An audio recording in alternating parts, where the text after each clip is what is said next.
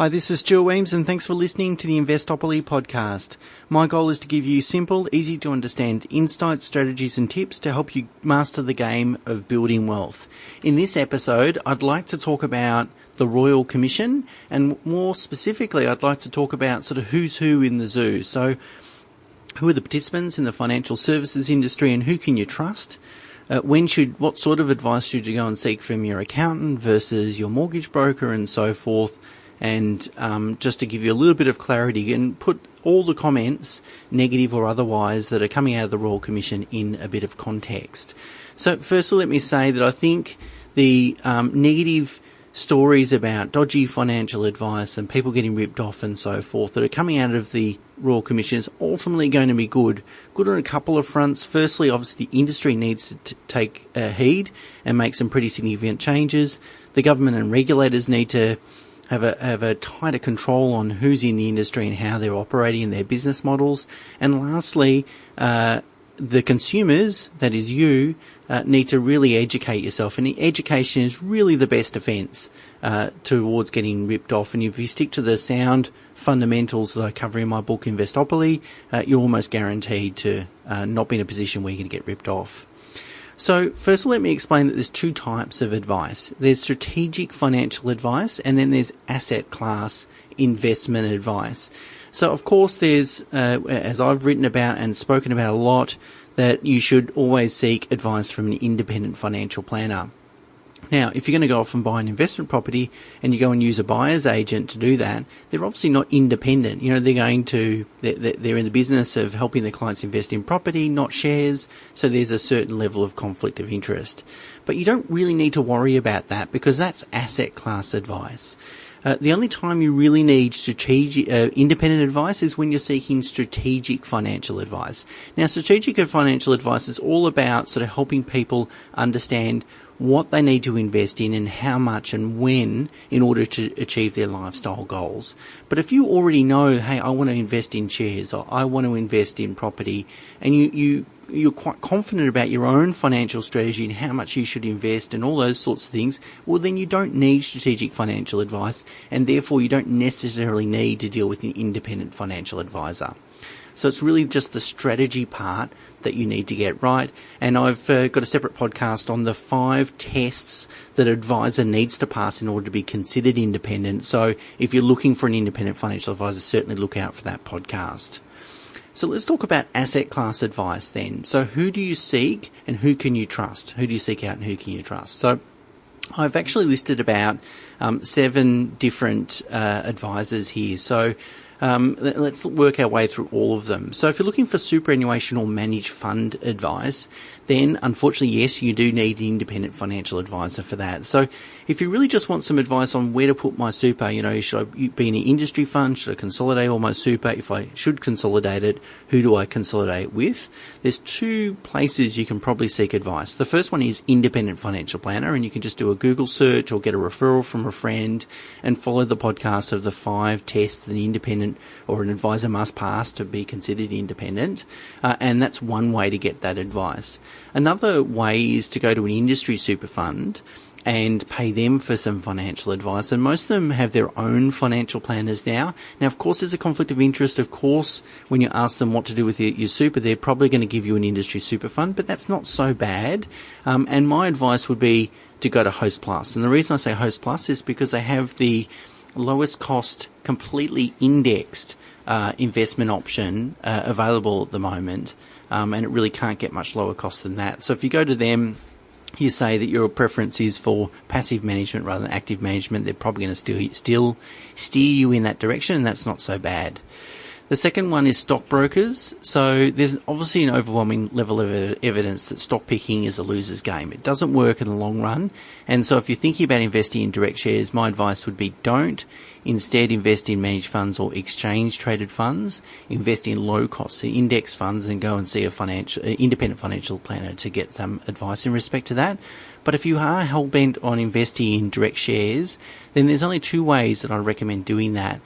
Firstly, establish a relationship with a stockbroker and pay them a regular monthly fee, not a transactional fee, because their advice will then be conflicted to try and get you to undertake transactions which either buy or sell. and that triggers costs and tax and so forth. But if you pay them a monthly retainer fee, then they're very much there to give you advice and review your portfolio, or go and pay for a newsletter that's going to give you some stock picking tips, and one that's been around for a while and got a bit of a track record. Again, if you want to invest in the stock market, a low cost ETF is the best way to go, exchange traded fund. If you're going to invest in property, or you want to invest in property, then you need to use a really good buyer's agent. There's sort of 6 things that you need to look out for, and these are all in the show notes, the links in the show notes and so forth. But certainly the 6 things that make a really good buyer's agent, property buyer's agent, in my opinion, is one, they must be able to clearly articulate the factors that make a property investment grade. So why is this property going to work versus the property next door or the property down the street? And instead of just being wishy-washy, I think it's a good property, they need to point out the fundamental factors that are going to drive that growth. Number 2, they don't listen to you, so they won't compromise on buying a quality asset. They'll either buy the right property or nothing at all. So if you're sitting there saying, look, I like this regional town, that a good buyer's agent will say, no, I'm not interested. I'm not going to help you buy a property that I don't believe is going to work.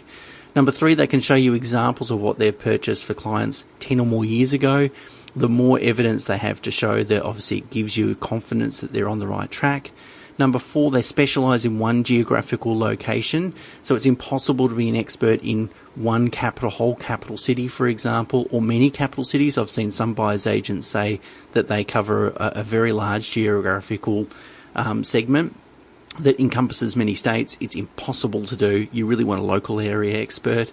Number 5, the longer they've been in business, the better. It's not a deal breaker, but certainly someone that's been in business for 20 years has some runs on the board. And number 6, the only financial benefit they should receive is the fee that you pay them. So no link ups with property developers or commissions or kickbacks or those sorts of things.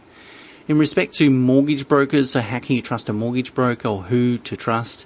Well, mortgage brokers are commission-based, which they earn a commission from writing their loans. And whilst commissions seem like a dirty word, that's actually not so bad, because a couple of reasons. Firstly, most brokers offer whole-of-market advice, which means that they've got 30 or more lenders on their panel.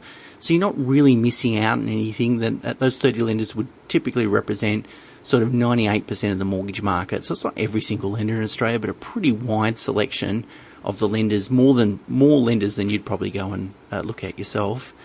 Number 2, the price that you pay is exactly the same as if you went direct to the lender, so it's not going to cost you any more going through a broker as compared to going direct to a lender.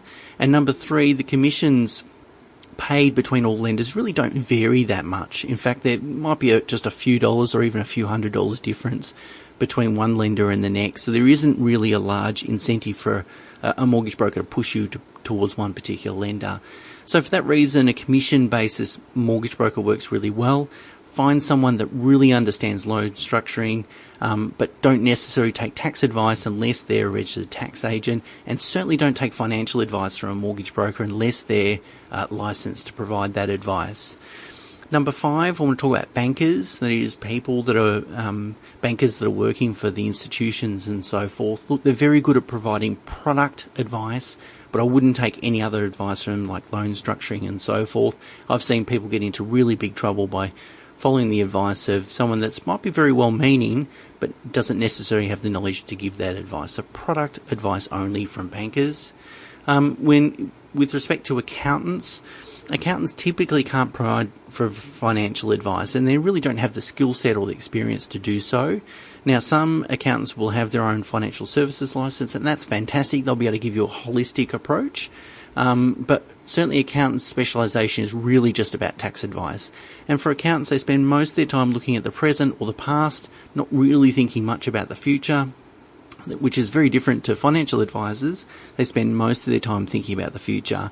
So it is a really different mindset and a different way of looking at things. So a lot of clients go off to their accountant and start asking financial advice. Now, do it. I'm not discouraging you from doing it, but I'm just setting the scene that they might not necessarily be the best people to ask. And lastly, insurance advisors. Now, insurance advisors are paid a commission based on the level of insurance that they recommend to you.